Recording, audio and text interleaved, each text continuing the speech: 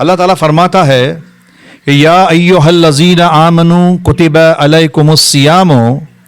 کما کتب علی الذین من قبلکم لعلکم تتقون۔ اے لوگو جو ایمان لائے ہو، تم پر روزہ فرض کیا گیا ہے جیسے کہ تم سے پہلے والے لوگوں پر روزے فرض کیے گئے تھے، تاکہ تم تقوی اختیار کرو، تاکہ تم پرہیزگار بنو، تاکہ تم اللہ سے ڈرنے والے بنو۔ ہمارے عمل، ہمارے کام رمضان المبارک کے بعد بھی ویسے ہی ہو جیسے کہ رمضان میں ہم کرتے آئے ہیں۔ ایک شاعر نے ٹھیک ہی کہا ہے کہ اے برادر چیں پرسیز شب قدر نیشانی،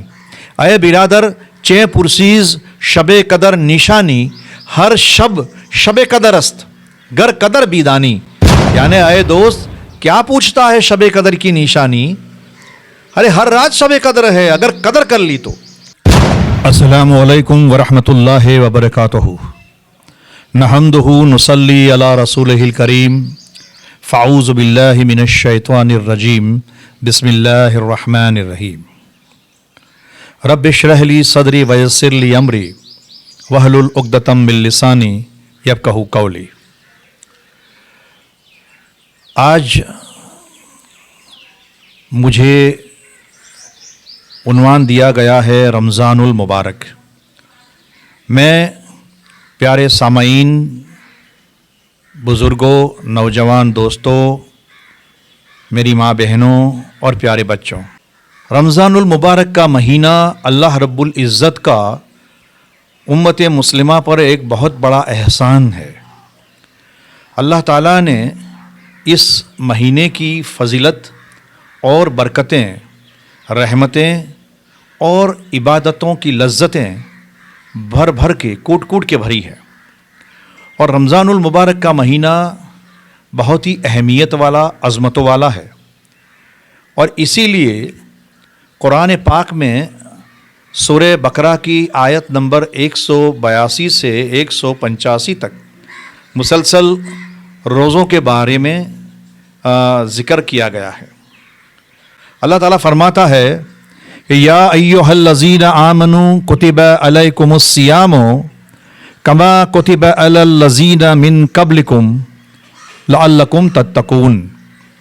اے لوگو جو ایمان لائے ہو، تم پر روزہ فرض کیا گیا ہے جیسے کہ تم سے پہلے والے لوگوں پر روزے فرض کیے گئے تھے، تاکہ تم تقوی اختیار کرو، تاکہ تم پرہیزگار بنو،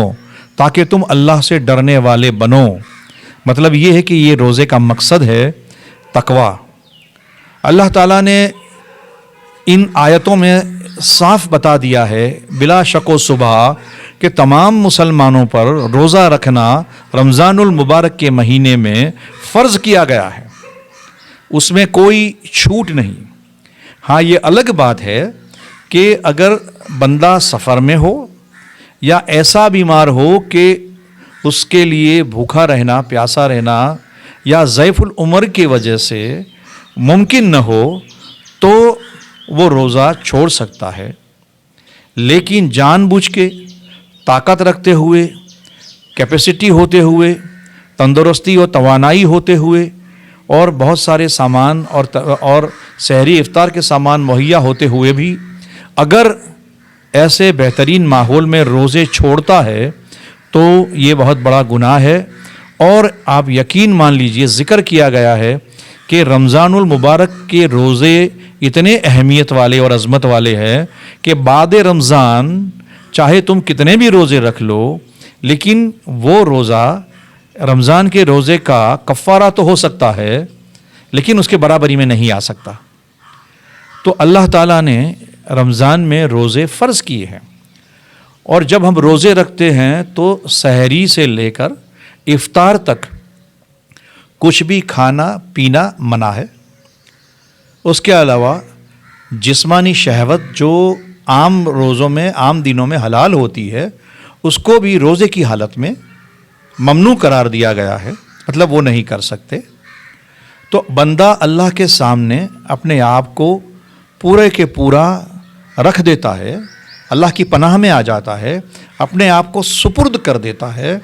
کہ اللہ تو جیسا کہے گا میں کروں گا۔ سحری سے پہلے کھانا کھا سکتے ہیں، پی سکتے ہیں، سحری کے بعد کھانا پینا کچھ بھی منع کیا گیا ہے۔ پنچگانہ نماز جو رمضان کے بعد بھی فرض ہے، رمضان المبارک میں بھی فرض ہے، اس کے علاوہ جتنی بھی نوافل عبادتیں کی جائے، اس کے علاوہ جتنی بھی عبادتیں کی جائے، رمضان میں اس کی اہمیت اور اس کا بدل اللہ تعالیٰ بڑھ چڑھ کر عطا کرتا ہے۔ جیسے کہ نوافل نماز عام دنوں میں پڑھتے ہیں، اس سے زیادہ ثواب رمضان المبارک میں نوافل ادا کرنے میں ہے۔ اسی لیے ایک بھی روز آپ ہماری تہجد نہ چھوٹنے پائے، اور تہجد جو ہے اللہ تعالیٰ سے قربت کا ایک ایسا ذریعہ ہے جس میں اللہ ہماری بات کو سنتا ہے، اور بہت ہی امکان ہے کہ آپ کی جو ڈیمانڈ ہے، آپ کی دعائیں ہے، آپ کی جو طلب ہے، آپ کی جو التجا ہے، اللہ قبول کرے گا انشاءاللہ تعالی۔ اللہ تعالیٰ کا ہم پر یہ وعدہ رہا کہ جو رمضان المبارک میں تمام روزوں کو احتیاط کے ساتھ رکھے گا اور تمام عبادتیں عطا کرے گا تو انشاءاللہ تعالی اللہ تعالیٰ اس کو بخش دے گا۔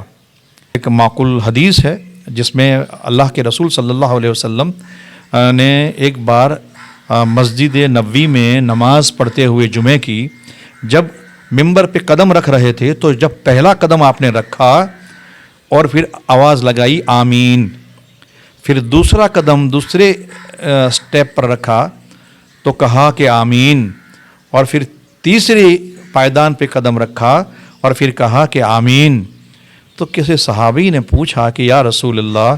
ہم نے پہلے تو ایسا نہیں دیکھا کہ آپ ممبر پہ چڑھتے ہوئے آمین کہہ رہے ہو۔ تو بولے کہ ہاں، ابھی جبرائیل امی آئے تھے اور انہوں نے یہ کہا کہ اے اللہ کے رسول، جن کے ماں باپ زندہ ہو اور وہ ان کی خدمت کر کے ان کی دعائیں لے کر اپنے آپ کو نہ بخشوا لے تو وہ برباد ہو گیا۔ تو میں نے کہا آمین۔ پھر جبریل امین نے کہا کہ جس کو رمضان المبارک کا مہینہ مل گیا اور جس نے اپنی بخشش نہ کروا لی، رمضان المبارک کے مہینے میں عبادت کر کے، روزے رکھ کے، قرآن پڑھ کے اور دعائیں کر کے اور صدقہ للہ زکوٰۃ کی رقم ادا کر کے اگر اپنی بخشش نہ کروا لی تو وہ بھی برباد ہو گیا۔ تو میں نے کہا آمین۔ پھر جب تیسرے پائیدان پہ قدم رکھا، انہوں نے فرمایا آپ کا جہاں پر ذکر ہو رہا ہو، اے نبی آپ کا ذکر ہو رہا ہو محمد الرسول اللہ، اور ساتھ میں درود نہ پڑھا تو وہ بھی برباد ہو گیا۔ میں نے کہا آمین۔ تو یہ رمضان کی عظمت اور اہمیت بتاتی ہے اس حدیث میں کہ ہم چاہے تو رمضان کے مبارک مہینے میں اپنی بخشش کروا سکتے ہیں۔ دوسرا انعام جو ہے وہ ہے قرآن کا نزول۔ رمضان کے اس مبارک مہینے میں قرآن نازل فرمایا اللہ تعالیٰ نے، اور قرآن کے بارے میں قرآن یہ بتاتا ہے کہ یہ کتاب وہ کتاب ہے جس کے اللہ کی کتاب ہونے میں کوئی شک نہیں ہے، اور یہ ہدایت ہے پورے انسانیت کے لیے۔ تو اللہ تعالیٰ نے یہ جو انعام دیا ہے رمضان کے مہینے میں، بلکہ اسی قرآن کی عوض میں ہی اللہ نے رمضان جیسا مبارک مہینہ دیا ہے تاکہ پوری کائنات کو، پورے عالم انسانیت کو ایک بہت بڑا قرآن کا انعام ملا ہے، اور یہی قرآن پڑھ کر، یہی قرآن سمجھ کر، یہی قرآن پر عمل کر کر آدمی اپنی زندگی بھی بناتا ہے اور اپنی آخرت بھی سنوار لیتا ہے۔ اور بہت سے لوگ جو گمراہ ہے اور راہ راست پر بھی قرآن پڑھ کر ہی آ جاتے ہیں۔ تو اس قرآن میں ہدایت ہے۔ اس کے علاوہ ایک قرآن جو ہے فرقان ہے، یعنی حق اور باطل دونوں کے بیچ میں فرق کرنے والی کتاب ہے یہ قرآن۔ اور اس قرآن کا نزول ہونا اس مہینے میں بابرکت ہے، اور اسی لیے اس مہینے میں قرآن کی جو اہمیت ہے، عظمت ہے اور افضلیت ہے، وہ یہ ہے کہ اس کو زیادہ سے زیادہ پڑھا جائے، قرآن کو سمجھ کر پڑھا جائے، قرآن کے مقصد و معنی کو سمجھا جائے، اور قرآن کی تفاسیر کو اور تراجم کو پڑھا جائے۔ بہت سارے ترجمے بڑے بڑے بزرگوں نے لکھے ہیں، عالموں نے، مفکروں نے اور تفسیر کاروں نے لکھے ہیں۔ تو یہ ترجمے اور تفاسیر ہمیں اس کا مطالعہ کرنا چاہیے، اس کو پڑھنا چاہیے، انفرادی طور پر بھی پڑھنا چاہیے، فیملی کے ساتھ بھی پڑھنا چاہیے، اور اپنے سرکل دوستوں اور دوسرے ساتھیوں کے ساتھ بھی مطالعہ قرآن، درس قرآن وغیرہ پڑھ کر قرآن کو زیادہ سے زیادہ پڑھ کر زیادہ سے زیادہ سمجھنے کی کوشش کرنی چاہیے۔ یعنی قرآن پاک کی ایک ایک آیت جو ہیں وہ سمندر کے موتی ہے اور دریا کا ایسا خزانہ ہے کہ ہم اس کو جتنی بار بھی پڑھیں، اس کا ترجمہ پڑھیں، اس کی تفسیر پڑھیں، تو ہر بار ایک نیا مدعا ہمیں ملتا ہے، ایک نیا موتی ہمیں حاصل ہوتا ہے۔ اور یہ ایسی کتاب ہے کہ چاہے کتنی بھی بار پڑھ لو، کتنی بھی بار اس کو سمجھ لو، کتنی بھی بار تفسیر اس کی پڑھ لو، کبھی بھی ہمیں بوریت نہیں ہوتی، بلکہ ہر بار ایک نیا لطف ملتا ہے، نئے گنان، نئے روشنی کی طرف اشارہ کرتا ہے، اور ہر بار ایک نیا علم ہمیں ملتا ہے، یعنی علم میں اضافہ ہوتا ہے۔ تو میں چاہتا ہوں اور میری التجا ہے آپ تمام سے، اور جو اسٹوڈنٹس ہیں ان سے میں خاص التجا کرتا ہوں کہ قرآن کو دل سے پڑھیں اور ڈیٹیل میں پڑھیں، اس کی تفسیر پڑھیں اور اس کو سمجھنے کی کوشش کریں۔ انشاءاللہ تعالیٰ دیکھیے گا کہ آپ کے علم میں بہت اضافہ ہوگا، اور آپ کا ذہن جو ہے وسیع الذہن ہو جائے گا، آپ کا دل کھلے گا، آپ کا دماغ کھلے گا، اور دنیا کی حقیقت جو ہے آپ کے ذہن میں بڑی آرام سے اور آسان طریقے سے آ جائے گی، اور دنیا کی خوبیاں اور خامیاں آپ کو سمجھ میں آ جائے گی۔ تو کس چیز پر فخر کرنا اور کس چیز پر افسوس کرنا، کس کام پر فخر کرنا اور کس کام پر افسوس کرنا، وہ ہمیں آ جائے گا قرآن پڑھنے سے۔ کون سی چیز حرام ہے اور کون سا کام حلال ہے، وہ ہمیں سمجھ میں آ جائے گا۔ کون سی چیز کی اہمیت، کس فعل کی اہمیت زیادہ ہے اور کس فعل کی اہمیت کم ہے، اور کس فعل سے ہمیں بچنا چاہیے، اجتناب کرنا چاہیے، وہ بھی قرآن سے ہمیں سیکھنے کو ملے گا۔ تو انشاءاللہ تعالیٰ قرآن کا زیادہ سے زیادہ اسٹڈی کریں، مطالعہ کریں، اور رمضان سے ہم استفادہ حاصل کریں، اور مطالعہ قرآن کمپلیٹ کریں اور لکھ کے رکھیں، پہلے روزے سے لکھ کے رکھیں کہ میں یہ قرآن کم سے کم ایک مرتبہ ترجمے کے ساتھ پورا پڑھوں گا اور تفسیر کے ساتھ اس کو سمجھوں گا۔ انشاءاللہ تعالیٰ قرآن کے تئیں ہماری کچھ ذمہ داری ادا ہوگی۔ اس کے بعد قرآن میں ہی ذکر ہے، اللہ تعالیٰ نے زکوٰۃ کو بھی فرض کیا ہے۔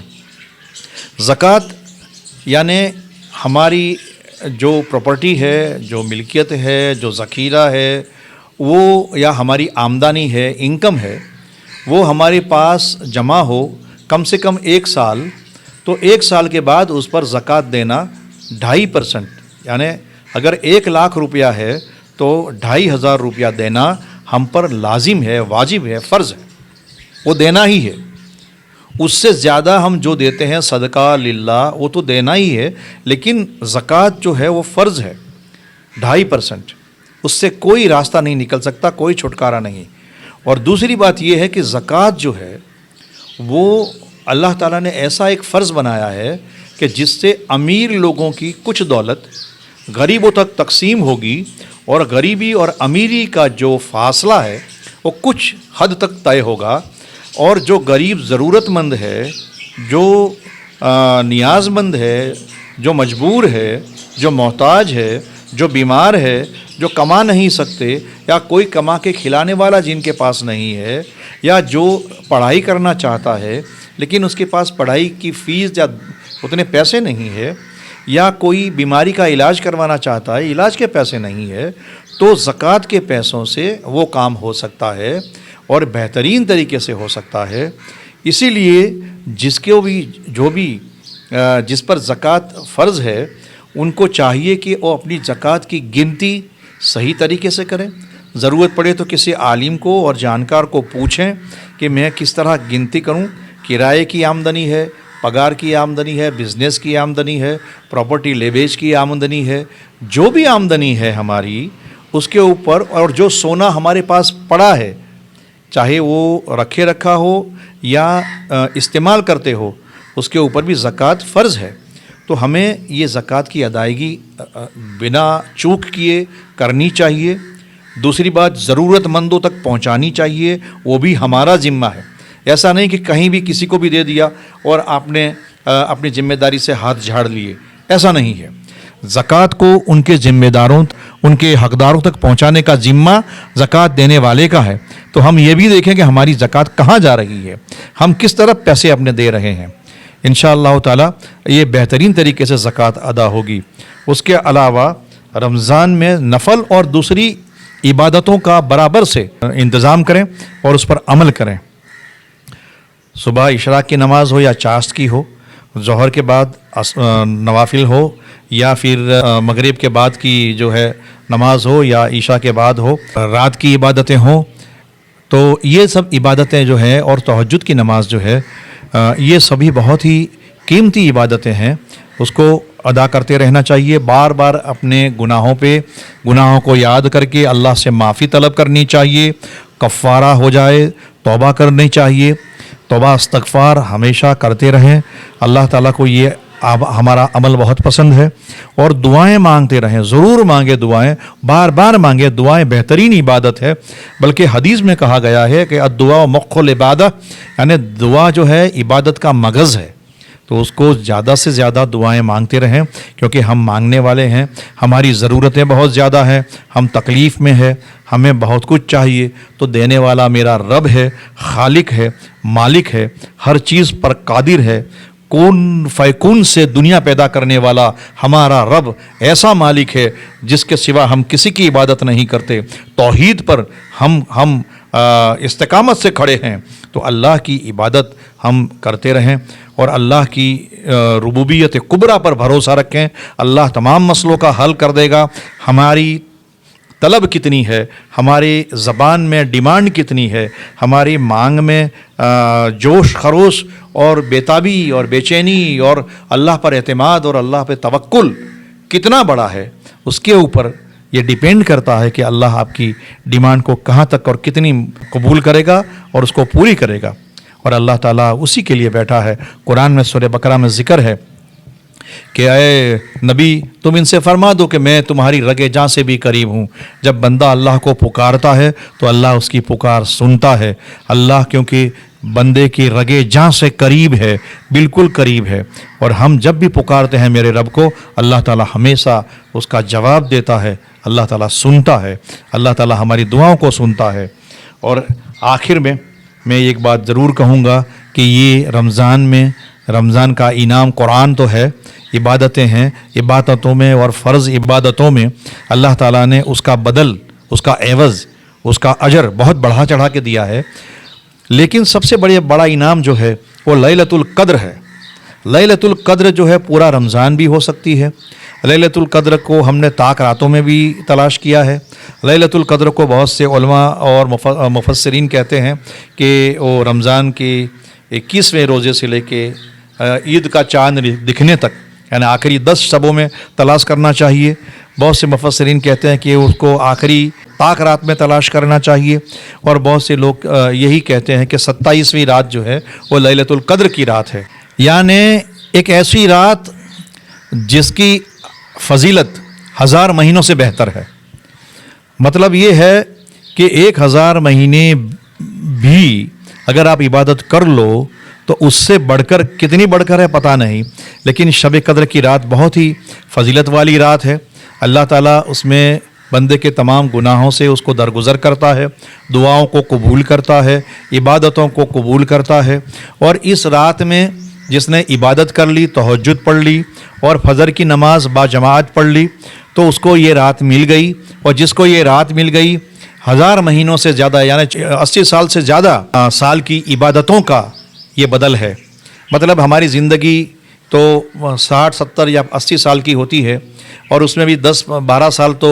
ہماری نادانی میں گزرتے ہیں جس کی ہماری کوئی ذمہ داری نہیں، اور 12 سال کے بعد یا 13 سال کے بعد جب جو بھی ہم سے گناہ یا کوتاہیاں سرزد ہوتی ہے تو وہ تمام جو ہے اللہ تعالیٰ معاف کر دیتا ہے۔ لیکن